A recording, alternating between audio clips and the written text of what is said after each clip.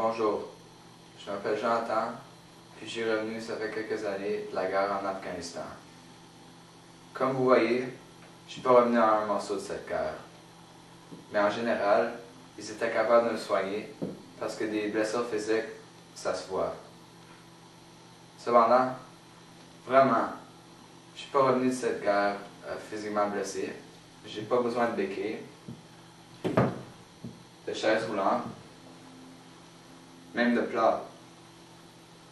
Parce que moi, je suis revenu de cette guerre avec une maladie qui se voit pas, ou presque pas.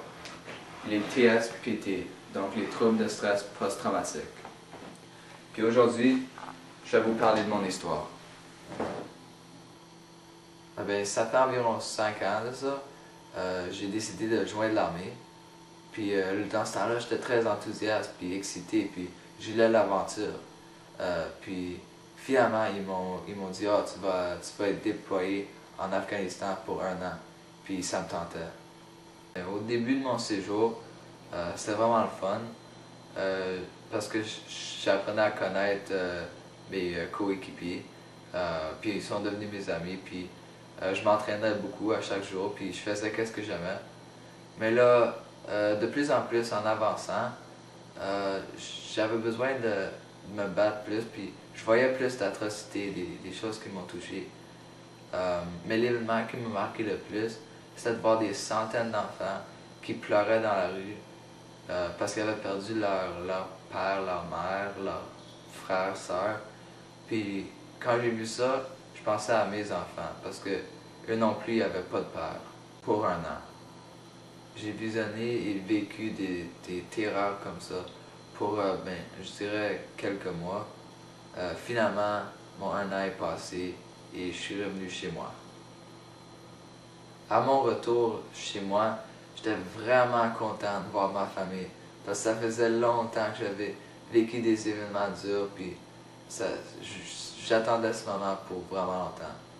Puis la première semaine, ça a été le fun de retrouver ma femme, mes enfants, mais aussi mes voisins, mes amis qui vivaient ici. Mais au bout d'1 semaine, j'avais réalisé que, puis je pense qu'eux ont réalisé aussi que eux ils n'avaient pas vécu la même chose que moi. Puis on s'avait séparés un peu. Puis là quand on s'est revus, c'était plus la même chose, c'était plus comme avant. Puis c'était pas la faute à personne, puis c'est pour ça que c'était vraiment dur d'essayer de se retrouver dans ce chemin-là. Et là, les cauchemars ont commencé. Puis, c'est pas juste des cauchemars que tu te réveilles, puis là, tu te recouches, puis tout est bien. C'est des cauchemars continuels à chaque nuit. Puis c'était pas juste des cauchemars aussi. Quand j'entendais le moindre bruit dans la rue,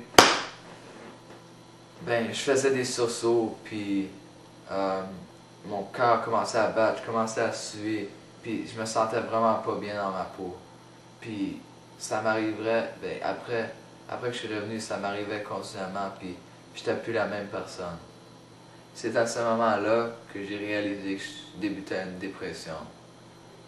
Puis je commençais à prendre beaucoup plus d'alcool, à chaque jour des drogues, puis j'imagine que c'était vraiment dur de voir ça pour ma famille, puis spécialement mes enfants.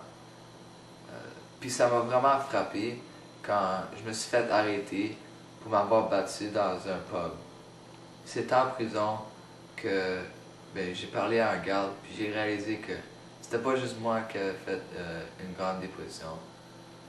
Il m'a dit qu'ils reçoivent environ 10% des prisonniers sont des vétérans de guerre comme moi. Ça m'a vraiment choqué parce que quand t'es en dépression, tu penses juste que c'est toi, puis tu penses pas vraiment aux autres, mais la réalité des choses, c'est que les autres, mes coéquipiers dans l'armée, ils ont vu les mêmes choses que moi, ils ont vécu les mêmes choses que moi. Alors ça pourrait arriver à n'importe qui voit ces atrocités-là. En sortant de la prison, cette réalisation-là m'a vraiment poussé à vouloir chercher de l'aide psychologique parce que je savais que j'étais pas bien, puis je savais que ça pourrait être mieux. Aujourd'hui, j'ai réalisé que les nombreuses visites avec des psychiatres, ça m'a réellement sauvé la vie. Mais aussi récemment, j'ai fait des recherches, puis c'est pas tous les soldats vétérans de la guerre qui sont chanceux comme moi. Parce que des psychiatres, il en pleut pas. Puis nous, ben, les vétérans, il y en a beaucoup qui souffrent de troubles post-traumatiques, de stress post-traumatique. J'ai également fait beaucoup de recherches sur les troubles de stress post-traumatique. Puis j'ai réalisé que il y a beaucoup de soldats qui se suicident parce qu'il n'y a pas assez d'aide psychologique. Puis il n'y a pas assez d'argent qui rentre dedans parce que, comme j'ai dit au début, les troubles mentaux, c'est plus difficile à diagnostiquer que les blessures physiques parce que ça se voit pas. Les troubles de stress post-traumatique n'affectent pas juste les soldats comme moi, mais ils affectent aussi ma famille, mes amis, mais aussi des inconnus complets. Comme par exemple, quand je me suis battu dans le pub, je me suis battu avec des inconnus que je connaissais pas, puis j'aurais pu vraiment en blesser un. J'ai lu un autre article qui suggérait que les États-Unis ont mis en place un nouveau système pour mettre quelques soldats qui ont déjà un peu troublés mentalement, pour les mettre moins longtemps au combat et pour développer un système d'entraînement avant la guerre qui minimiserait les nombres de TPT, donc de troubles post-traumatiques dans les troupes. Mais tout ça pour dire que moi j'étais un des chanceux, puis le système n'est pas encore parfait parce qu'il y a beaucoup de mes confrères de l'armée qui n'ont pas reçu les mêmes traitements, puis qui n'ont pas eu le même sort que moi. On pourrait presque dire que l'armée ne veut pas y passer des TSPT comme un trouble. Mais ça c'est un autre sujet à débattre à un autre temps.